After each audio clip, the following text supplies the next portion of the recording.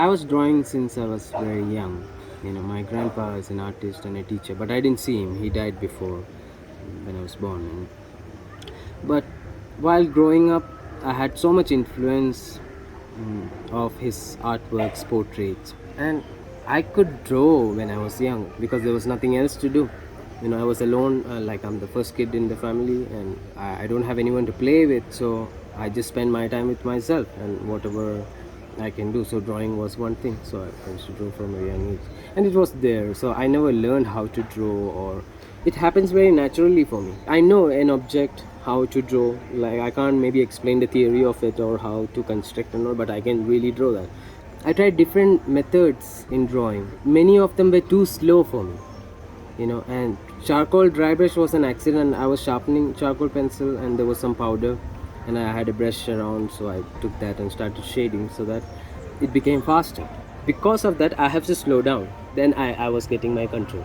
The other way, it was too slow, the process, and I can't do it faster, so it was frustrating me. So this was how this technique came out. And if this technique can really make me work and inspire me to draw, that means many other people can do it, because it's much faster. If you go faster, you lose control, but that way we learn, try to be more steady, and we'll pay attention to us. How can we be calm?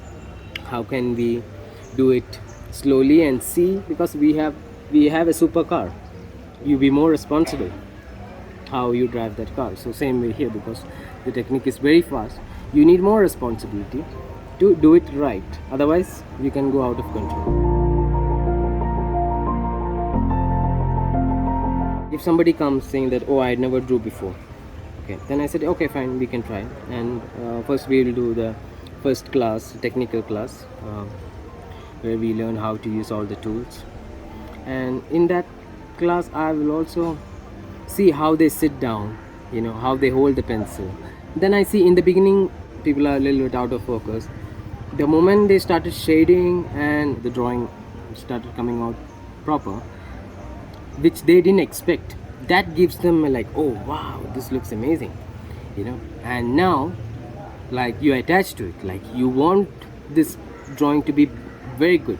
So now you will pay attention, now you will be more careful with each lines, and then you make an amazing picture. So that brings us so much patience and focus, concentration, get into a very peaceful state, also having a fulfillment of the creation. And yeah, it's like a magic, that's the only word I can use, I think.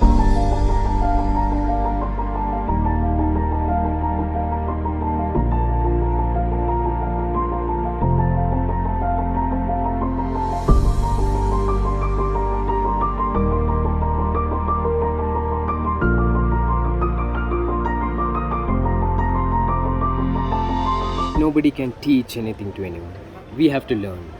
Somebody can show you, somebody can communicate, somebody can explain certain things. We have to learn. Nobody can impose us to learn or make us learn. It's not possible. This place will show you how you learn. I can communicate to a person in a way that this person understands it and it's very pleasant. Then once you understand how you learn, it's very easy. You create an environment like that, you create a discipline around it, and then you just go every day on it, repeat, then you get better and better at it, and then you go beyond it, because now you're very comfortable with the technique, you are comfortable with the seeing part. Now you want to go more. How can you express more? How can you capture certain emotions? So that's more advanced stage. If you're creating something, you always need to observe. It will show you something, it will inspire you to do something. When you did your first portrait here, after that, like the way you look at the face change, the idea of seeing a face changed, an idea of looking at a nose changed. Then you see the light and shadow, and where the light is coming from, all this understanding we are creating. Then it's like, wow, it's an amazing way to see things. What I'm saying is, like, when you're drawing, when you're creating, you always look at everything in a way, how this thing can inspire, how can this object or anything can inspire you to create something through you.